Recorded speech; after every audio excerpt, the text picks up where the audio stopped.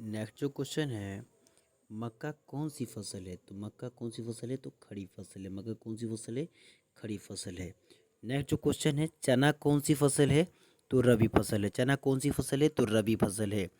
किस फसल को सुनहरा रेशा के नाम से जाना जाता है? तो जूट को। किस फसल को सुनहरा रेशा के नाम से जाना जाता है? तो जूट को। किस रेशा को सुनहरा रेशा के नाम से जाना जाता है? तो जूट को। फिर नेक्स्ट जो क्वेश्चन है, किस फसल को, यहाँ फसल रेशा लिखना था, फसल लिखा गया है, यहाँ अपना रेशा लिख लीजिएगा। किस रेशा को उजला सोना के नाम से जाना जाता है? तो कपास को। किस रेशा को उजला सोना के नाम से जाना जाता है? तो कपास को।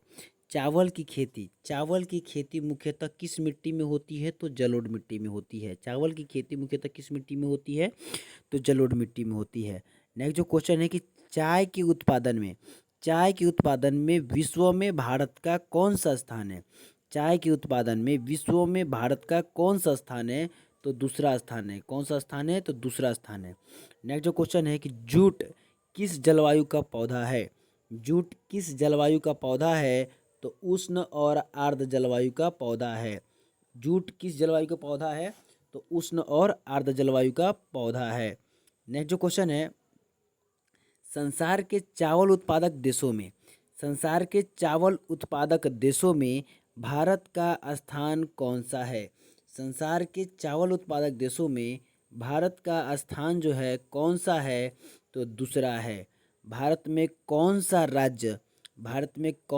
राज्य सबसे अधिक गेहूं का उत्पादन करता है? तो उत्तर प्रदेश। कौन करता है? तो उत्तर प्रदेश। नेक्स्ट जो क्वेश्चन है, गेहूं उत्पादन में विश्व में भारत का कौन सा स्थान है?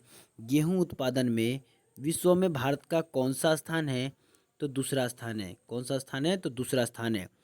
भारत का सबसे बड़ा जूट उत्पादक जो राज्य है वो कौन सा है? तो पश्चिम बंगाल है। कौन सा है? तो पश्चिम बंगाल है। अंडमान निकोबार में स्थानांतरित कृषि को किस नाम से जाना जाता है? तो दीपा के नाम से जाना जाता है। अंडमान निकोबार में स्थानांतरित कृषि को किस नाम से जाना जाता है? तो दीपा के नाम से जाना जाता है।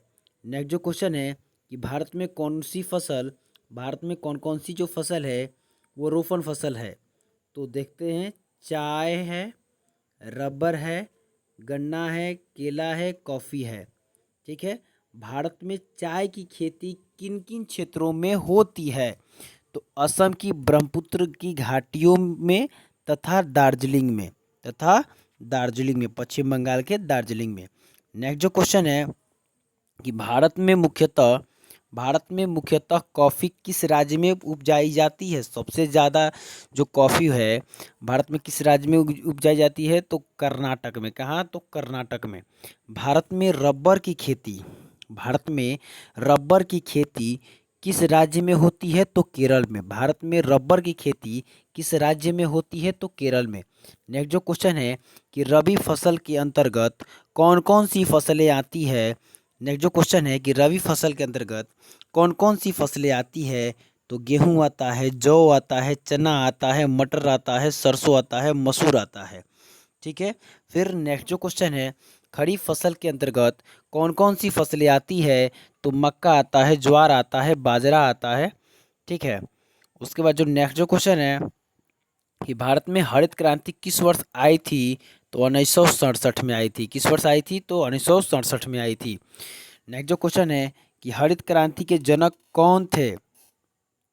तो doctor M S Swaminathan. Next जो क्वेश्चन है कि भारत में सबसे ज़्यादा ज्वार का उत्पादन कौन सा राज्य करता है? तो महाराष्ट्र करता है। कौन सा राज्य करता है? तो महाराष्ट्र करता है। नेक्स्ट जो क्वेश्चन है कि भारत में सबसे ज़्यादा बाजरा का उत्पादन कौन सा राज्य करता है? तो गुजरात करता है। कौन सा राज्य करता है? तो गुजरात करता है।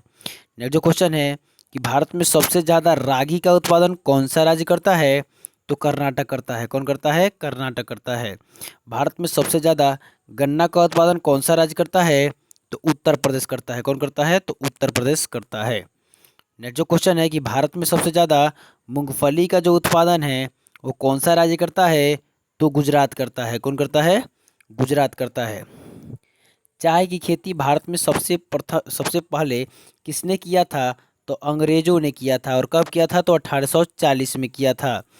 चाय की खेती भारत में सबसे पहले किसने किया था? तो अंग्रेजों ने किया था। तो और कब किया था? तो 1840 में किया था, और ब्रह्मपुत्र की घाटियों में किया था। असम के ब्रह्मपुत्र की घाटियों में किया था। नेक्स्ट जो क्वेश्चन है कि किस फसल के लिए नेक्स्ट जो क्वेश्चन है कि किस फसल के लिए 210 दिन पाला रहित 210 दिन पाला रहित मौसम की आवश्यकता होती है? नेक्स्ट जो क्वेश्चन है कि किस फसल के लिए 210 दिन पाला रहित मौसम की आवश्यकता होती है? तो कपास की फसल के लिए। किस फसल के लिए? तो कपास की फसल के लिए। नेक्स्ट जो क्वेश्चन है कि जो बीपीएल का जो पूरा नाम क्या होता है? तो बिलो पॉवर्टी लाइन। और एपीएल का पूरा नाम क्या होता है? तो एबव पॉवर्टी